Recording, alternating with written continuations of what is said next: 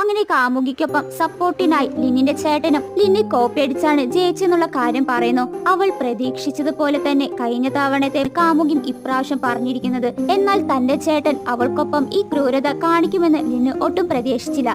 അതുകൊണ്ട് തന്നെ അതിന് വല്ല തെളിവുണ്ടോന്ന് ലിന്ന് ചോദിക്കുന്നു.